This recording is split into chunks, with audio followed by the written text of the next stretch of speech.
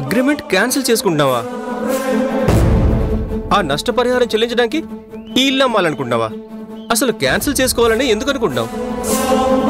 పద్ధతులు నచ్చక ప్రవర్తనలో మార్పులు వచ్చాయి కాబట్టి. నువ్వు ఎవరితో డిస్కస్ చేసావు? ఎందుకు ఈ డెసిషన్ తీసుకున్నావు? ఎవరు కుదరదన్నారు? ఎందుకు కుదరదన్నారు?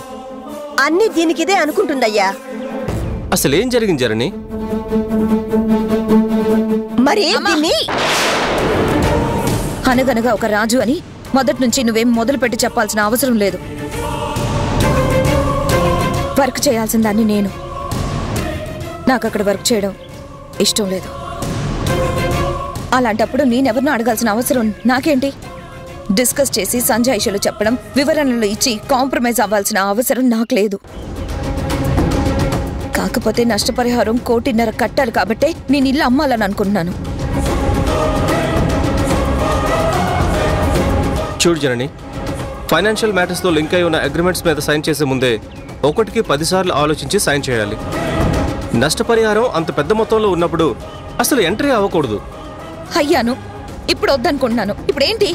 అది కాదు జనని. చూడు చక్రి, ఇప్పటిదాకా వీళ్లతో వాదించాను, ఇప్పుడు మళ్ళీ నీతో వాదించలేను. క్యాన్సిల్ చేసుకోవాలనుకుంటున్నాను, అంతే. ఓకే, నువ్వు అనుకున్నాక నేను కాదన్ను. కానీ అంత నష్టపరిహారం చెల్లిస్తే రేపు నేను నమ్ముకుని పిల్లలున్నారు, వాళ్ళ ఫ్యూచర్ ఏంటి? నేనేదో కన్విన్స్ చేస్తున్నా అనో బలవంత పెడుతున్నా అనో అనుకోకు. కాస్త ఆలోచించు జనని. మేము అదే చెప్తున్నామయ్యా, కానీ దాని పంతం దాందే. అది ఆలోచించను కూడా ఆలోచించట్లేదు. అమ్మా,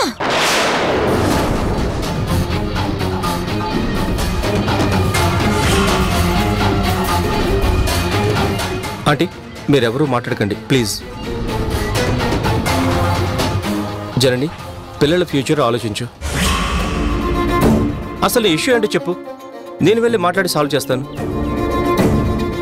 ఆ హాస్పిటల్ టీం అంతా చాలా మంచోళ్ళు, నాకు మంచి ఫ్రెండ్షిప్ కూడా ఉంది.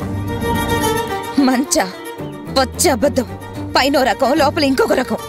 ఏమన్నా కానీ నువ్వు నష్టపోవడం నాకు ఇష్టం లేదు. నష్టం లేని పరిహారం ఏదన్నా ఆలోచిస్తా. ప్రాబ్లం ఏంటో చెప్పు, పోనీ వెళ్ళి ఫేస్ టు ఫేస్ మాట్లాడదాంరా.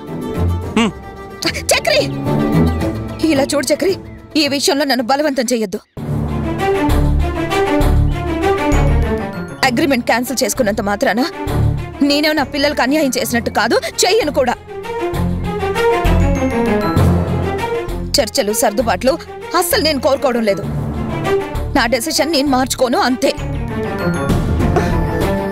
నువ్వు ఎలాంటి నిర్ణయమైనా తీసుకోవే, నీ ఇష్టం వచ్చినట్టు నువ్వు నడుచుకో, నాకేం అభ్యంతరం లేదు. కానీ ఈ ఇల్లు అమ్మడానికి మాత్రం వీల్లేదు.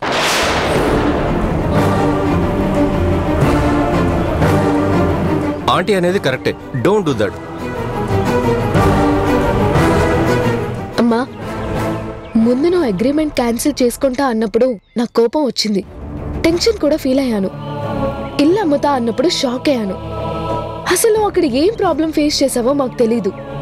అదేదైనా కావచ్చు, కానీ ముందు ఇష్యూని డీల్ చేయాలి, కానీ ఎస్కేప్ అవ్వకూడదు. అదే కదా రాత్రి కూడా చెప్పింది.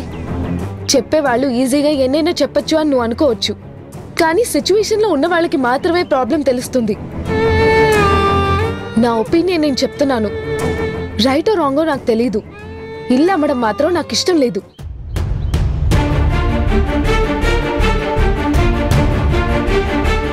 నా అభిప్రాయం కూడా అదే జనని. ఇల్లు అమ్మడం మాత్రం పిచ్చి పని అవుతుంది. ఆలోచించుకొని చెప్పు. మళ్ళీ వస్తాను.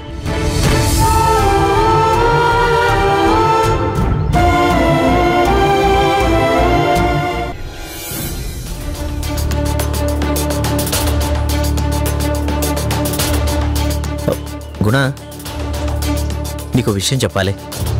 ఏంటది? వదిన అగ్రిమెంట్ క్యాన్సిల్ చేసుకుంటుందంట. వాట్? నన్ను పేపర్స్ ప్రిపేర్ చేయమని ఫోన్ చేసింది. సూపర్! ఇంత మంచి న్యూస్ ఇంత లేటుగా చెప్తావేంట్రా? ఇవాళ అన్ని సంతోషకరమైన విషయాలే. అక్కని పంపించడంతో తరుణ్ హ్యాపీ, అగ్రిమెంట్ క్యాన్సిల్ విషయంలో నేను హ్యాపీ.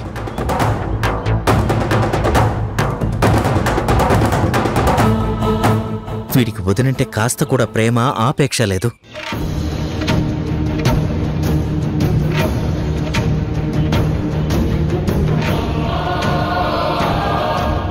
చూసావా మీ నాన్న ఫేస్లో ఆ హ్యాపీనెస్.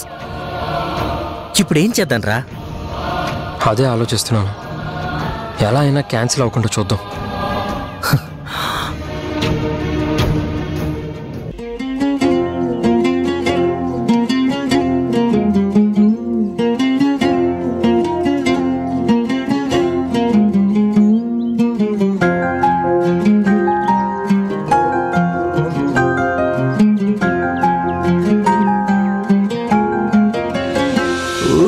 పోసావు నాన్న, మురిసిపోయావు నాన్న,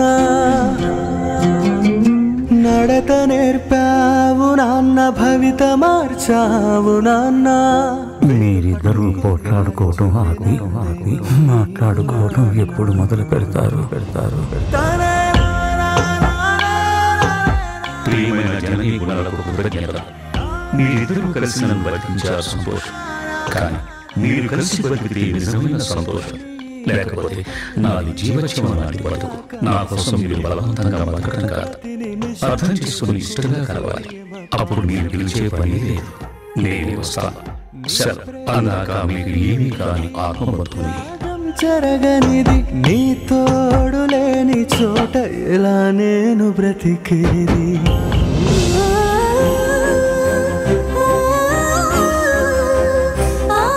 గుడ్ మార్నింగ్ డాక్టర్ గారు. మేడం గారు రాలేదా ఇవాళ? ఓ, లీవ్లో ఉన్నారా? అలాగే.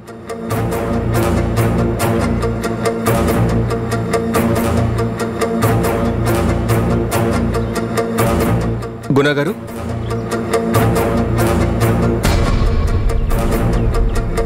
జననీతో మీకున్న ప్రాబ్లం ఏంటి? అసలు ఇష్యూ ఏంటి?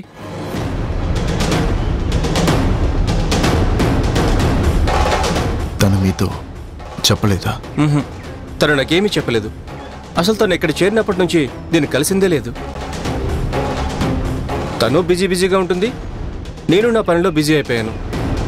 ఇవాళ మార్నింగ్ మాట్లాడాలి అంటే వెళ్ళాను. ఏం చెప్పింది? ఇష్యూ చెప్పలేదు, కానీ తనకి ఇక్కడ పని చేయడం ఇష్టం లేదని, అగ్రిమెంట్ క్యాన్సిల్ చేసుకుంటానని, నష్టపరిహారం కట్టడం కోసం తనుంటున్న ఇల్లు అమ్మాలని డిసైడ్ చేసుకుంది. అర్జెంటుగా బేరం చూడమని, 10-15 రోజుల్లో క్యాష్ కావాలని అంది. ఆ విషయంగానే ఒకసారి మీతో మాట్లాడదామని వచ్చాను.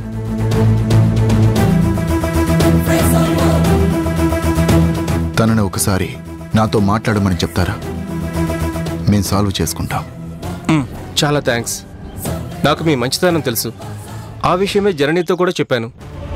ఏమంది? తనేం చెప్పలేదు, కానీ తను తొందరపడుతుందేమో అని నాకు అనిపించింది. నేను జర్నీతో ఈ విషయం చెప్తాను. అగ్రిమెంట్ క్యాన్సిల్ చేసుకుంటానని, నష్టపరిహారం కట్టడం కోసం తనుంటున్న ఇల్లు అమ్మాలని డిసైడ్ చేసుకుంది.